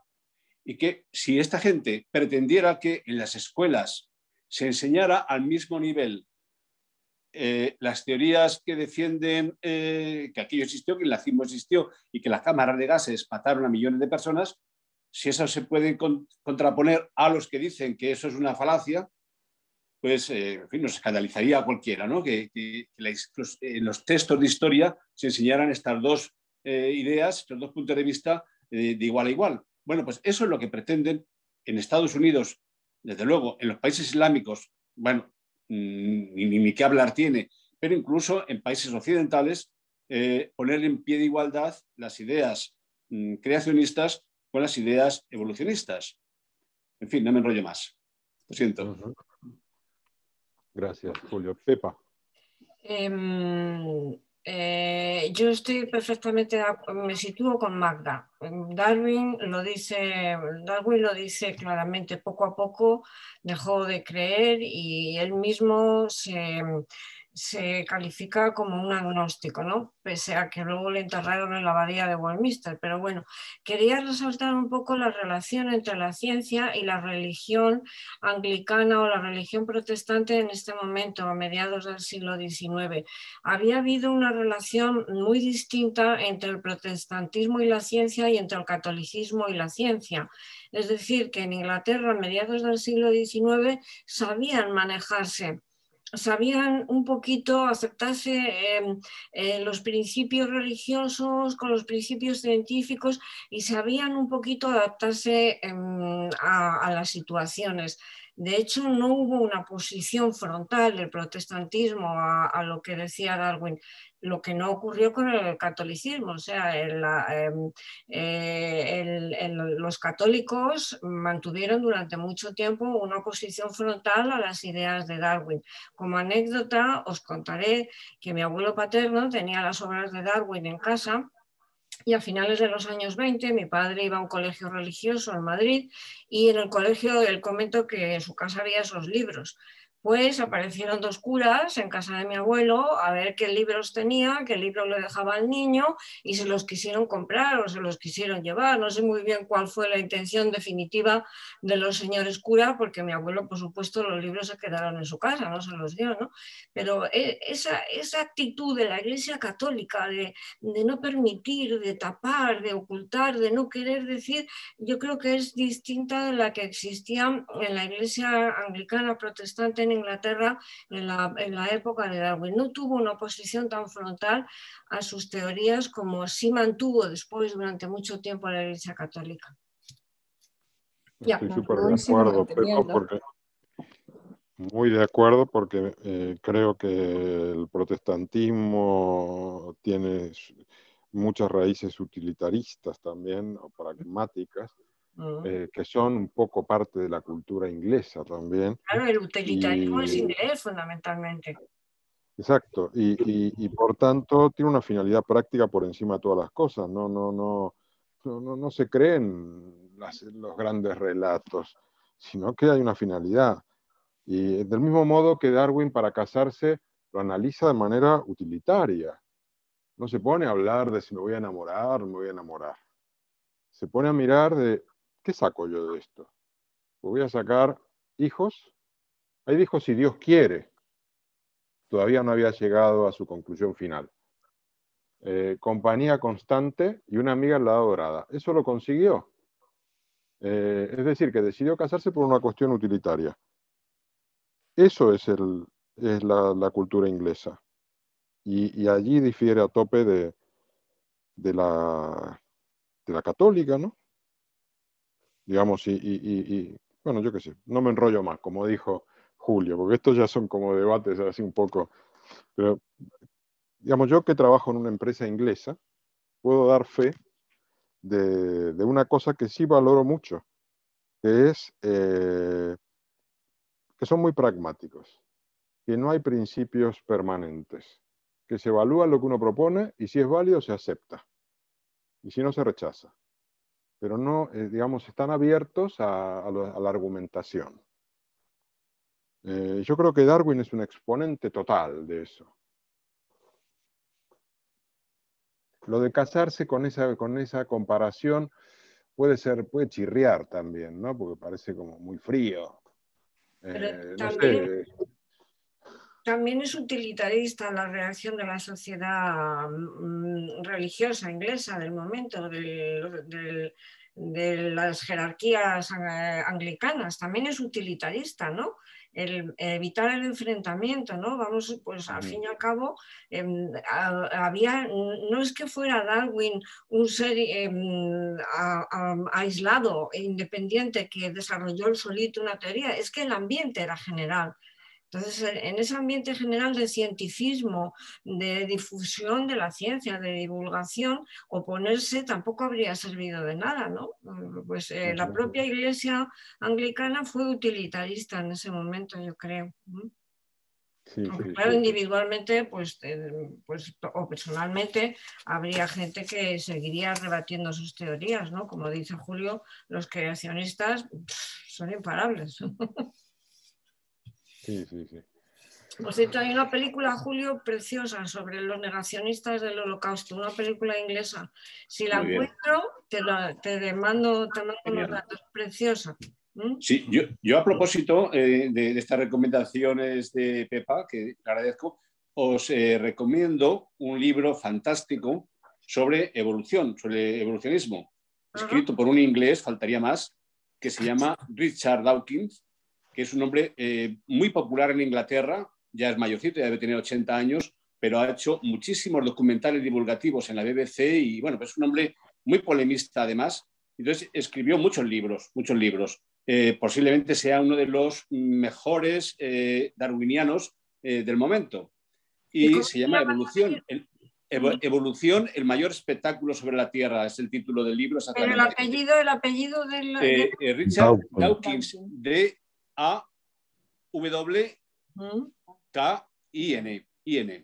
Dawkins. Casi igual.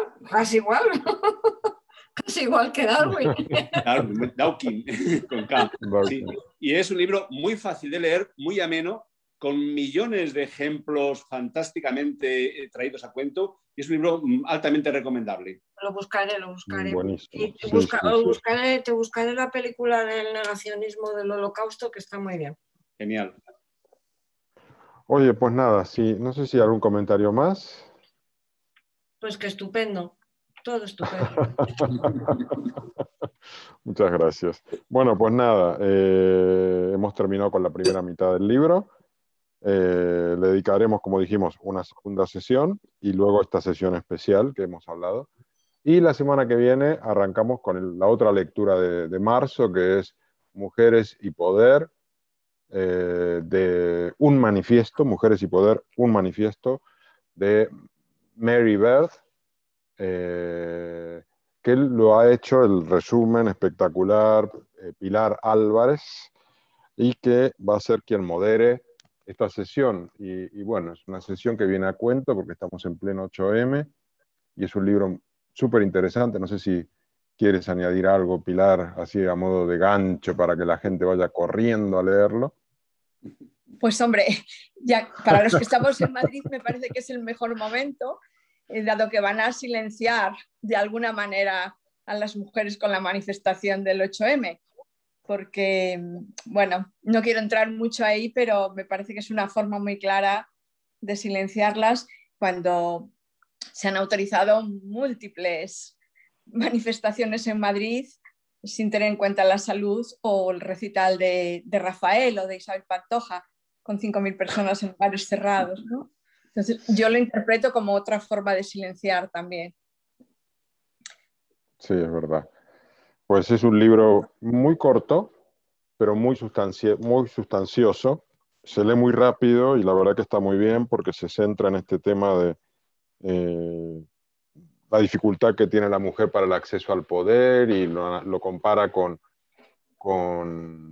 la antigüedad clásica, que Mary Bird es una especialista. Y entonces la verdad que es muy interesante. Bueno, pues nada, lo dejamos aquí, que tengáis una buena noche de sábado, buen domingo, buena semana, nos vemos el sábado que viene. Nos vemos. Hasta luego. Gracias. Adiós. Hasta luego. Hasta luego. Un abrazo. Un abrazo.